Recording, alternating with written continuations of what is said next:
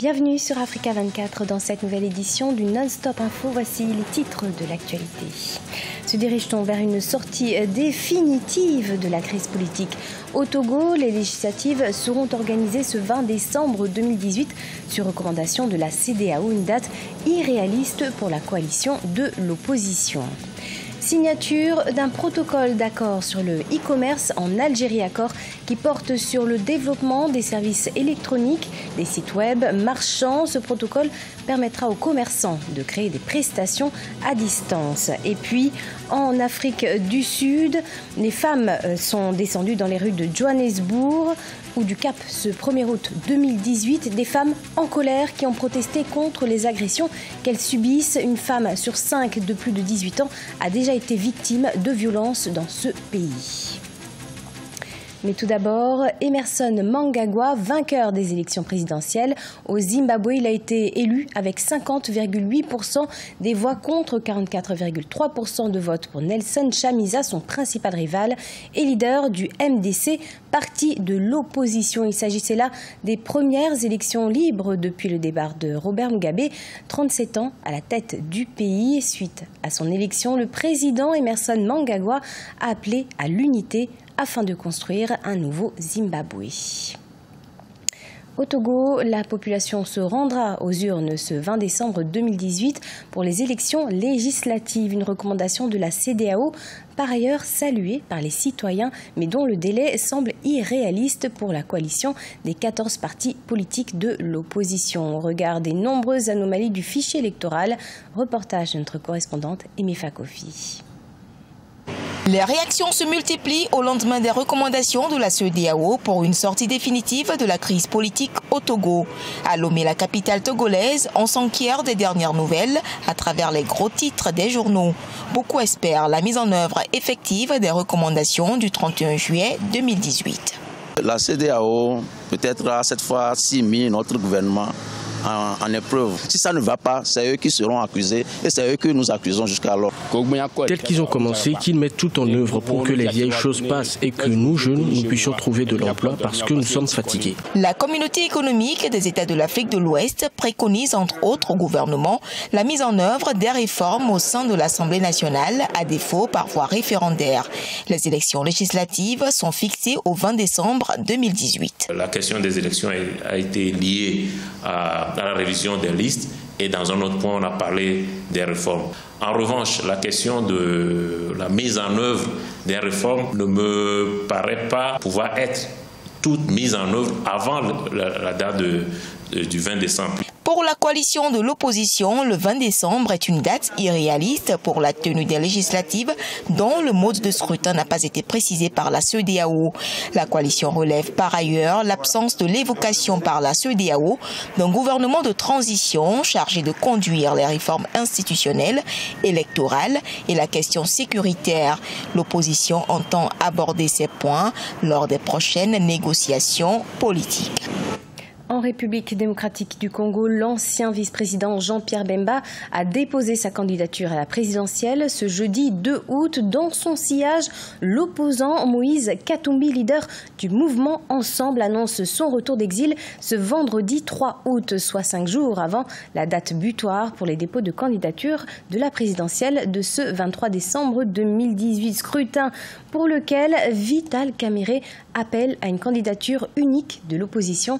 C'était ce jeudi, lors du congrès ordinaire de son parti, l'Union pour la nation congolaise. On l'écoute. Nous allons avoir les élections le 23 décembre 2018. Et le nouveau président va prêter serment le 12 janvier 2018.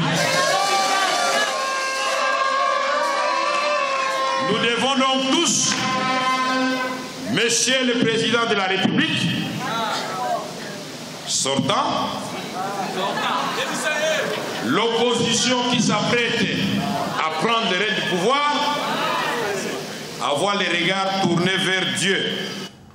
La Banque des États de l'Afrique centrale a décidé de supprimer les avances statuaires aux trésors nationaux. Cette mesure permettra aux États membres d'obtenir sous forme d'avance de trésorerie environ 20% de leurs recettes budgétaires auprès de la Banque centrale. Une décision préjudiciable selon certains observateurs, car de nombreux pays de la sous-région sont encore en grande difficultés économiques et ne pourront pas faire face à leurs problèmes financiers. Le paiement électronique se généralise en Algérie. Un protocole d'accord sur le e-commerce a été signé ce 1er août en ce sens. Algérie Post et l'Agence nationale de promotion et de développement des parcs technologiques vont contribuer au développement des services électroniques. Un partenariat salué par les startups qui pourront désormais développer les services web marchands. Les précisions, Vina Nodin.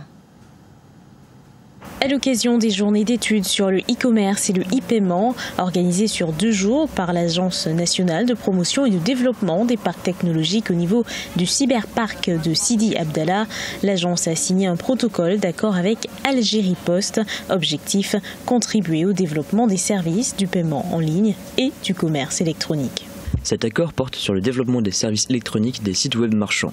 Nous allons mettre en place, à travers cet accord, un mécanisme de partenariat permettant aux jeunes startups de pouvoir développer des services web marchands dans le cadre de la nouvelle politique adoptée par Algérie Post pour le développement du paiement électronique. Une bonne nouvelle pour les startups qui auront désormais accès à la documentation et l'assistance des services techniques d'Algérie Post pour pouvoir développer des sites web marchands pour les commerçants et les fournisseurs de biens et de services. Ça va permettre de baisser le coût des produits. Le fait de pouvoir proposer ces produits-là sur des sites en ligne et les livrer va aussi permettre de développer le commerce dans ces régions-là et puis la vente de ces produits-là. Donc, ça va avoir un impact positif sur le pouvoir d'achat des consommateurs parce que ça va avoir tendance à baisser le coût.